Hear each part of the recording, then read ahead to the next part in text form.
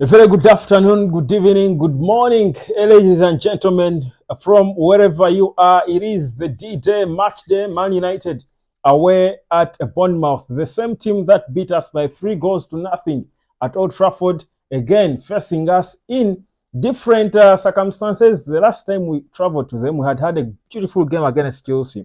That's the last time we faced them. This time around, we are away, and Bournemouth probably will be feeling like they can't pile more misery on Manchester United. The lineups are out, and of course, that right there is the starting 11. A couple of rather a few changes that were obviously forced onto the manager. There is no Anthony in the squad. He is are not part of the squad. There are some concerns there, of course, on the squad, but the most important one is that Marcus Rashford is back. There are a couple of youngsters or teenagers who traveled with the team. We'll talk about them in a bit, but that is our starting 11. And let me know what you think. Give me your prediction of that game based on the squad. You see, Højlund is starting to lead the line. Marcus Rashford and Garnacho, arguably or understandably or obviously, whichever way you look at it. Our best attack is there, right? Quite fit. Bruno Fernandes, the captain, is there. Kobe Maino in the middle. Casemiro in the back. Kambwala is starting again together with Harry Maguire, whereas Diogo Dalot and Aaron Wan-Bissaka maintain their positions on the flanks. Then in goal, it is none other than Andre Onana. A beautiful squad that it looks on paper, but with Manchester United, there are no guarantees. We have seen better, more beautiful squads that have struggled to come out there and win games of football, even against the smallest of opponents, you would say. So that's how we are lining up. For Bournemouth, their starting 11 too is looking decent. Of course, their star man Solanke is in there. He's probably one of those we should look at as the man to watch, but he's not the only one. Listen, he did not score the 3 goals by which they beat us in the reverse fixture. Neto in goal, Smith, Zabani, Senesi, Kakez. Then in the middle, they've got Christie, Cook, Kluivert behind Solanke, Otara, or Watara, that is, and Sinistera. These are the players that will be starting there for this Bournemouth team. Of course, Justin Kluivert is the son of the Dutch legend Patrick Kluivert, if you do recall him. He is a forward there, born in 1999. He will be looking to get one against Man United. So that's where we are. To many, this is a must-win game for Manchester United, most especially considering how uncertain we've been about Erik ten Hag and his job.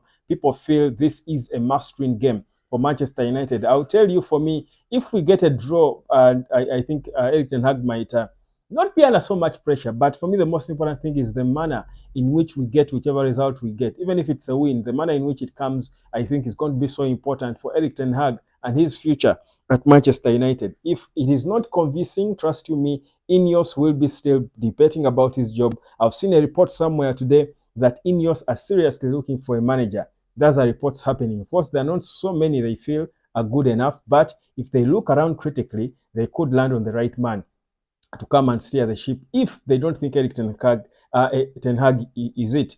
So there is pressure, obviously, whichever way you look at it. You don't want to lose a second game. Of course, we do know that we do not have Anthony on the bench, but we've got the likes of Johnny Evans. Johnny Evans is out. Sorry, I beg your pardon. He's not on the bench. Him and Varane are not in the team because of injuries. Guys, injuries are a song with Manchester United. They are a painful chorus lately. So Harry Amas, the youngster, is back on the bench. Sofian Amrabat, Altel Baindio, the goalkeeper, Amad Diallo, Christian Eriksen, Omar Foson, Mason Mount, Uguneye, that's the right back, again coming back on the bench. And of course, the little E. Whitley, or he is Ethan Whitley, who is a forward as well for Manchester United. He's just 18 and one of the 3 teenagers who are joining the bench for Manchester United. So that's how we are looking as the team. I will not focus on the injured players because with or without the injured players, the expectation is we should be able to compete. At least the bare minimum is compete. Look, guys, for me, here's the thing. I don't care about the injuries. I don't care about anything you might feel. For me, my feeling is Manchester United has just got to show up. All we need to do is show up. Many a time, we have had games where players do not show up. And someone was asking me, Webb, Why is it that we struggle against the small team? For me, the small teams. For me, that is obviously because most of these players are not dying for the club. They're not dying enough for the manager. I think against the big teams, they have to turn up because it's for them, it's for the fans, because they know they will face the wrath of the wrath of the fans. Their egos, they will fight. Obviously, even if there is no manager, I think Man United players can psych themselves up and beat Liverpool, for example, or beat Arsenal or whichever big team. But against the small teams, they don't have motivation. They don't have the will and desire to die for the manager. And that's why the whole season we've been calling out individuals, the players themselves, as the problem at the club. So for me, I'm hoping they show up again. Like I've been saying, you'd never know which Manchester United is going to turn up. If it's a good Manchester United, we can't come out there and beat anyone, beat any opposition, regardless where we're playing. If it's not, it's again going to be another terrible story for Manchester United. So that's where we are. So yeah, let me know what you think about the lineup. The lineup. What do you think is how do you rate it? How good is it? And what is your prediction of the game? My prediction, I honestly think Erik ten Hag was speaking before the game and was saying that he feels the reality is we do not score enough goals. At least we're not scoring enough goals in the first half of the season. He feels we have improved this. I honestly don't really look at that and feel excited. I don't see the improvement because if you look at Man United's goal difference, and if I can get it for you here, if you look at our goal difference, really, we are lying seventh on the pile with 49 points, and I'm going to get into the battles which are becoming more intense for us. But we've got a goal difference of -1, 45 goals and 46 conceded. I don't think, Erik ten Hag has got the right to come out there and tell us we've improved how we score goals. I think the improvements might be there, but they are so subtle that it's easy to forget them. You would say they are negligible, and I think it should be worrying for Erik ten Hag. But here is the more worrying thing. Before we were worried about top four, Aston Villa and Tottenham, thinking if we win our games, we should be able to have a chance. Now, Aston Villa is lying fourth. They have got 60 points to their name. Now, Tottenham, who have been beaten by Newcastle badly, by the way, they have been obliterated badly and battered, destroyed, have got 60 points as well. Newcastle United is ahead of us now. They have got 50 points. Now, if we fail to win, we will be behind Newcastle because if we draw, it will be the same points as Newcastle. But obviously, they have got a goal difference of 17. We've got -1. There is no way we can match that. If we win, we shall be only 2 points ahead of Newcastle. So then West Ham United, who are 8th, have got 48 points to their credit. So meaning West Ham United are also chasing us. So you realize that at the worst, we could actually end up in the Conference League or even not playing in Europe at all. Because even Chelsea is not so far off us. 44 points, we've got 49. So that's why the whole Man United thing is a mess. And even if we want to focus on our games and forget about the guys who are chasing us, it's difficult because the reality is you cannot focus when there is so many teams around you that are trying to come at you. So it's a mess we are in. It's a terrible mess. Now, but let's go back onto the game and look at the current opponent we are having in Bournemouth. Of course, we do travel away to them, but you look at their last results. They were beaten by Luton by 2-1. Luton is a stubborn team. I think that should not be one to feel us to make us feel overconfident. But they did beat Crystal Palace by 1-0. They beat Everton by 2-1. They beat they beat Luton, of course, again by 2-1. By 4-3 rather. Then they drew against Sheffield United. So they have won 3 and lost 1 of their last 5 games. United, for you, we have won 2, lost 1, and drawn 2 of the last 5.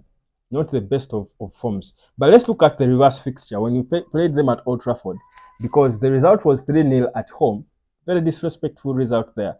But you look at the stats, and here is how it was. Man United seemed to dominate possession. We had 69% of the ball.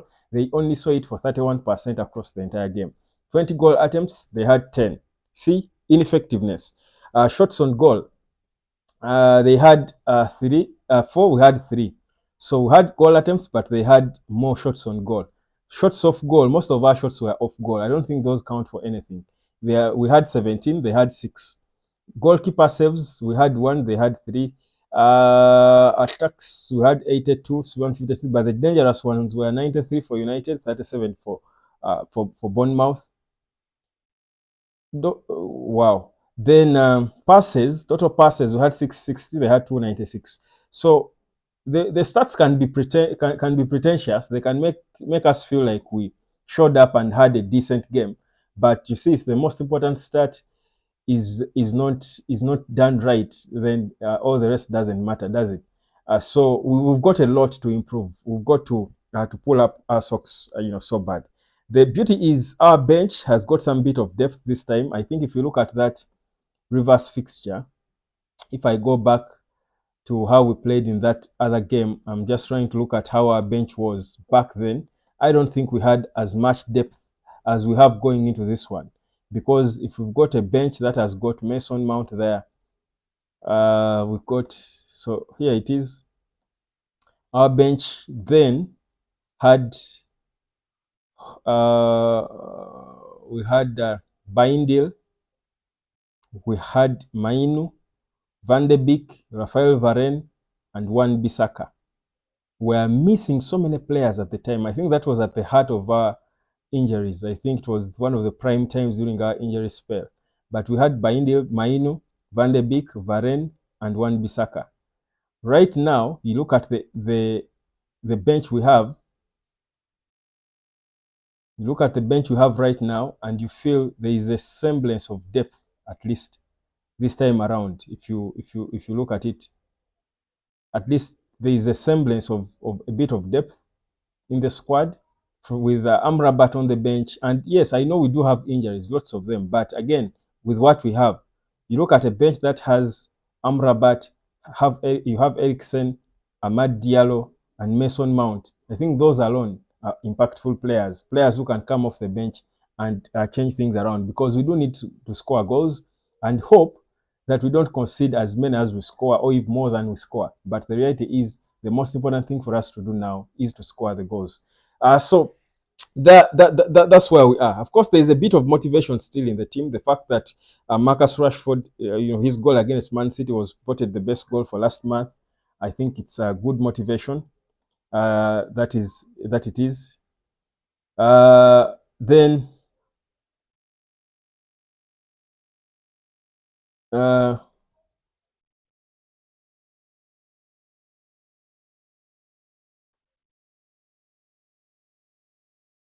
it's good. That's good motivation. Marcus Rashford's goal being the best goal of the last month. That is which month was it? Of Feb. I think it's good motivation for him. Then the fact that he's coming back into the starting 11, you don't know again if he's the hard-working Rashford who shows up. That would be already good. That would be good enough for Manchester United. Then the other, I think, good news is the fact that we've got a Kobe who scored a very important goal in the last game. Again, for me, if Kobe is motivated, you're hoping to see a fairly different Manchester United. And I think he's beginning to look more hungry as a player. Before, I felt Kobe Maino was looking a little just playing to enjoy his football. I think lately he's beginning to take a bit of responsibility, and I think he's beginning to look and feel a little motivated lately to go out there and perform, and perform to the best of his abilities, which I think is good because it makes him dangerous, and inadvertently the whole Man United team becomes dangerous if Kobe is playing dangerously. So that's, I think, a good thing to see. Now, as we count down to the game, we've got 27 minutes to kick off. I'll just briefly just give you a bit of the news. Now, I dropped a video recently talking about Mason Greenwood and how there is a possibility that Greenwood could return, and I'll relate him to this squad. There is a big possibility that Mason Greenwood could return to Manchester United, because it seems Ineos have failed to find a team that is able to match their valuation of the player. And I heard that they say This is good news to me, but I hate that the figure they quote for those who are, who are leaking this story. I hate that they quote a figure of 30 million because I think for me that apparently certain clubs feel like United 30 million pounds asking price is too high. I feel bad about that already because I feel that first of all I feel that would be too little money. Even if it's 50 million, I feel it would be too little, very little money. So if it's 30 million that they're asking for and clubs are not willing to pay it, then it feels disrespectful to him. But on the other side, I feel like let them go. Let us fail to find a fitting buyer so that we keep him. And Ineos, we have been passing a poll. Someone was telling me it was fake news in the video I dropped and all. Look, it's not fake news. This is how Sir Jim Ratcliffe is setting out to do things. He wants to get people contribute, get people contribute to whatever he's doing, especially when it comes to losing an important player like that. You don't want to just come out there as some new owner and make a decision on one of the best players in the world, the hottest young player who is only 22, plays a position you want to sign players for. You don't have the money, but you somehow just want to lose him just like that. So Ineos are saying they passed a poll around Man United, especially with the players and the staff of the club, to try and see whether the majority would be comfortable with Mason Greenwood returning, which I think is a smart thing to do, because we the fans might want him to return, but if the environment is not good for him, it cannot be bad. And if a significant majority wants him back, for me, I think it is okay. It's good enough. And according to what we get, is that majority of the staff of Man United, including the players, do wanted Mason Greenwood to return. They were happy about the idea of having him back because they know already, if it's for the football, they know what this boy can do. So imagine in this squad. And remember, we may not be in the Champions League, meaning we might not have enough money to spend on so many players we want to buy. On a winger, a replacement for Casemiro, 2 centre backs, a left back. Now, these are urgent departments to solve. A backup striker for Højlund. We may not have the money. So if you have a player like Greenwood, I think I'm one of those who feel like if we brought back Greenwood in this team, look at that. Bring Greenwood, Garnacho goes on the left, have Greenwood play on the right. Even if we bought only 2 other players, because I think we might have enough money to buy just 2 other players, a centre back or a left back, by the way, a left back and a replacement for Casemiro. Even if we bought only those 2, and people can talk about a centre back, and yes, we need a centre back, but if Lisandro Martinez is fit, I think we can afford to stick with maybe Harry Maguire, who can be backed up by Lindelof and this boy Kambwala for the next year until we get enough money to be able to buy a big centre back. For me, if it comes to priorities right now for Manchester United now, the priority is in terms of spending. If we don't have the money, if we have enough money, if we have little money to spend, my thinking is just bring back Greenwood, get a backup for Højlund, cheap backup for Højlund, and then buy a replacement for Casemiro, because Casemiro cannot give you a full season. You can't bring a left back. So those are 3 players. If our money can only afford to buy 3 players, so those are the players we would buy. Then if Lisandro Martinez is back fit, you can keep Harry Maguire for another year, keep Lindelof, and this boy is back. This boy is also beginning to grow into the game. Kambwala. On the right, keep your Diogo Dalot and Wan-Bissaka there. They can keep rotating with whichever left back you've bought as a backup. So for me, that is how I would manage the little resources we have. But it would change us a lot if Green would return, because it would sort a big problem, because United has wanted to spend, it looks like Ineos wanted to spend a lot on a right winger. But if there is no money, we are not in the Champions League, meaning we are losing out on that European money. We are not finishing in a respectable position. We are going to finish probably 8th or thereabout, or 7th. We're not getting so much money from that end, unless we are going to sell players for good money. But if players like Rashford, probably, but Rashford and where he is now, how many clubs will give us 80 million like we wanted for Rashford? It's perhaps difficult to convince a club now to give us 80 million for Marcus Rashford. So you look at what we have and you're thinking it may not give us, bring us a lot of money. So what do? Just work with what you have and pull the right moves. Deal with what you have rightly. And the right way to deal with what we have is first bringing back our best player. And imagine a team that has Kobe, that has Bruno, that has Garnacho, and Mason Greenwood and Hoyland up top.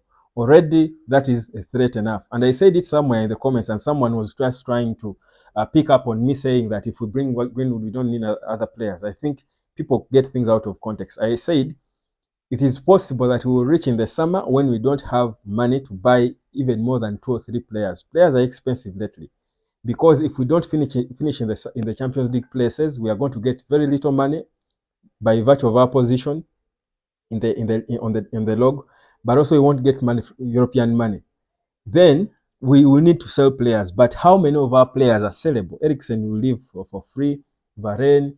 I mean, we don't have only Rashford is a player you look at and you think we could sell and get some good money. So what then do we do? So if we have money that can buy us 3 players, do we spend that on a centre back, a winger, and who? A holding midfielder? We can't get a good holding midfielder because they're expensive. What do you do? So you just have, then we need a backup striker. You need a natural left back. So you look at it and you think the lack of funds might force us to just be smart with how we manage the little players we have. And that's why I'm thinking you bring back Greenwood. He's good enough to improve us a lot, even if we don't sign so many players for the next year. And we shall obviously, with Greenwood back, United will obviously finish better. We'll finish in the top 4 the following season, and then we might have enough money to buy some of the other players, to sort some of the other positions that need players to be bought. Good evening, Web. Hope all is well. Yes, all is well. Namutevi Rita, welcome aboard. So it's 20 minutes to kick off, and of course, we will be getting into that action in just about 20 minutes. My prediction for this game is an easy one. Again, you don't want to predict United games lately. I will predict. I'll stick to my 3-1 victory for Manchester United. I'll stick to my 3-1 win. Hoyland scoring. I think Maino again either will assist or score, and probably Garnacho as well. But I think it's going to be a comfortable victory. You know, I don't see us going 4 games without a win really, and we might not be so good. And I know that players might have dropped in confidence. Again, I know that, but I don't see us failing to win this one. Never mind Bournemouth being at home. I think we can, and we do need to focus on us on this game. Just take it a game at a time. We forget about these teams that are chasing us if we can. Difficult to do. Bournemouth are lying 12th. They've got 41 points to their name. We're just 8 points ahead of Bournemouth. Just 8. Goodness, what a season this has been. What a season this has been for Manchester United. But yeah, so that's where we are. There was talk of, guys, there is a threat that we don't pay attention to so much. There are teams like Real Madrid that are looking at our players. We've got some good young players in this team who can easily be disorganized by these links to big clubs. There are reports that have been linking, for example, where first it was Hoyland, then Garnacho. Now even Kobe Maino has been linked to Real Madrid. By the way, in football, you can never say never. Let me tell you, if a team like Real Madrid comes calling for some of these young players, it's so easy for them to be disorganized, especially if they continue to see the rot inside United not doing well, not helping them. And also the fact that these players have agents who want to make money, who can disorganize them.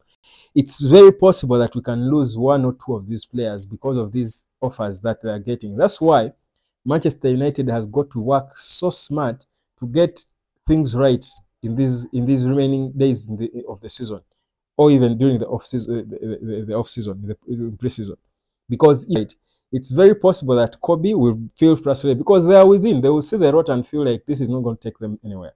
Yes, the United gave them the opportunity to be seen, but I mean, they're not going anywhere. They're not progressing. So it's possible that if Real Madrid comes calling, picks up a call and talks to their agents, they will be disorganized and want to leave the club.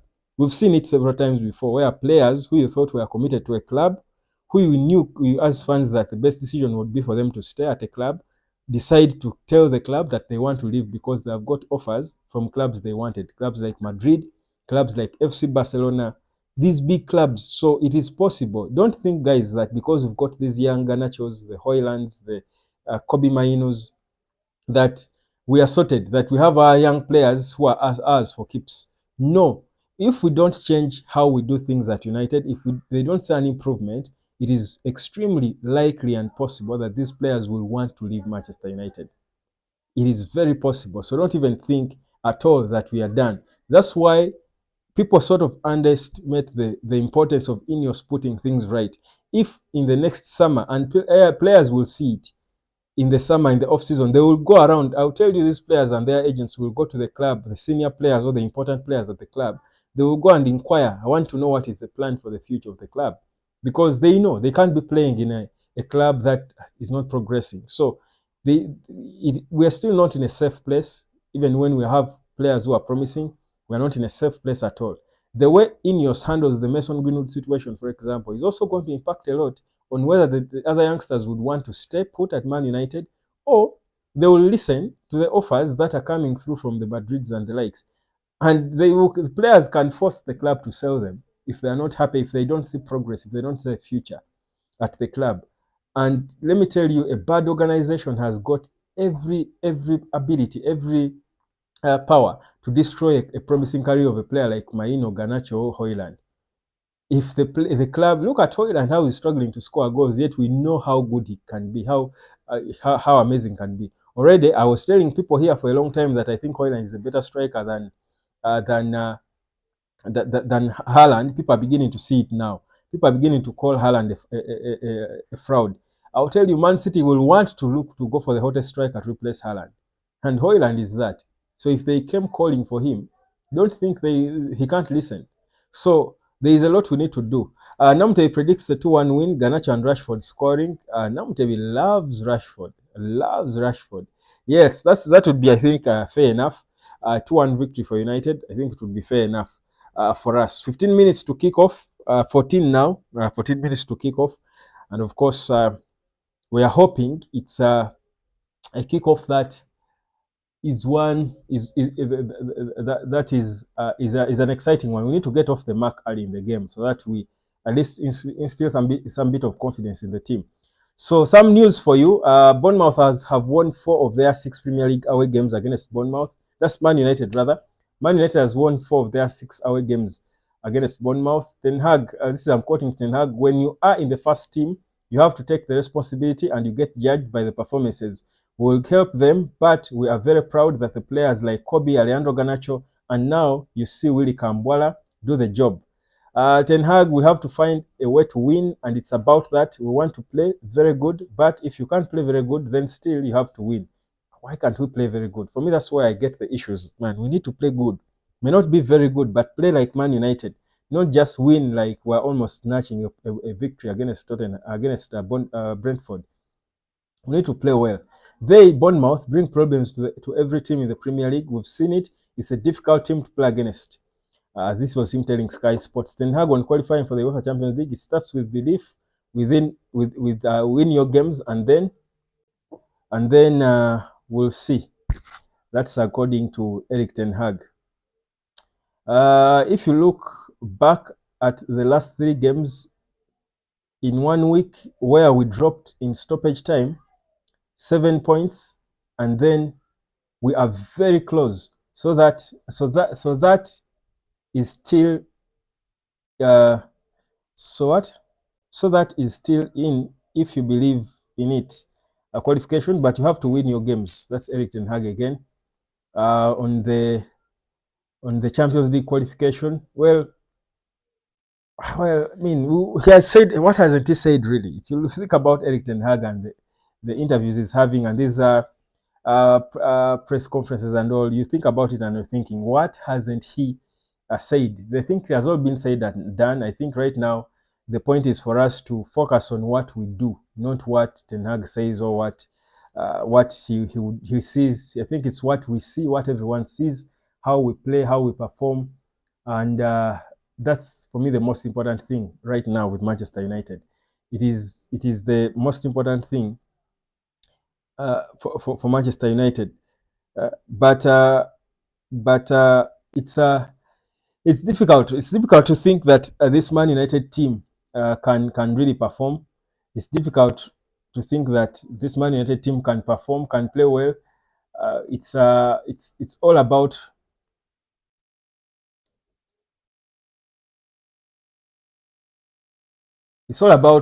how which team shows up. It's all about which team shows up. If the Manchester United is a strong Man United, it's always going to be an interesting game. If it's a poor Man United, again we know what to expect. Namuteli Rita says no Web. I love Bruno. Well, Rita loves Bruno. You're denying Rashford. Okay, in the last days they will deny their own. Okay. Anyhow, so there we go. 11 minutes to kick off. Let's get prepared for the action. I think I'll be back at, of course, I'll be back at the end of the game with my match reaction. I'm usually more energized to go into a match reaction when we've won. I do hope that's the case. I do hope really that that's the case. But if it's not, then again I'll be back here for the match reaction. But it might be a different one. Varane is out for long. So is Lindelof. So is of course we know what's going on with Martinez. So that injury talk is not done. But let's focus on performances on our team and how it plays and how it performs. Let's focus on that at least for now. If we win, there might be a chance that Erik ten Hag could stay. The reality is we have, I think, dug our own pit so deep because of injuries, of course, partly. But again, injuries are part of the game. That's why you have a squad of so many players. I think they can never be an excuse. You can't have players who are you can't have in some of our players and others is night and day. That is what it looks like. You look at players like Lisandro Martinez, players like Casemiro, and when they are not there, it feels like the other players who are there are like fourth division players. That cannot be Man United.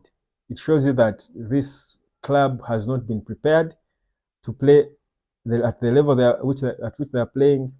It shows you how bad we are. So for me, I think it's dangerous. It's bad. But I'm done for me with the injury excuse. It's there, but I'm done because again, it is what it is. It's unfortunate that we've been suffering more than every other club, but we have to be winning games of football against the small teams. Our second 11 should be able to beat Bournemouth, Brentford, and these other so-called small teams. So if it's not happening, we cannot keep again going back. There is no Luke Shaw, there is no Lisandro Martinez. There is no guys. Let's win these games that we're supposed to win. I hope we do so. 3-1 is my prediction. Namutevi is for 2-1. Let's wait and see what will happen at the end of the game. My name is Webb. Enjoy the game. I'll see you back after 90 minutes or so. Bye-bye.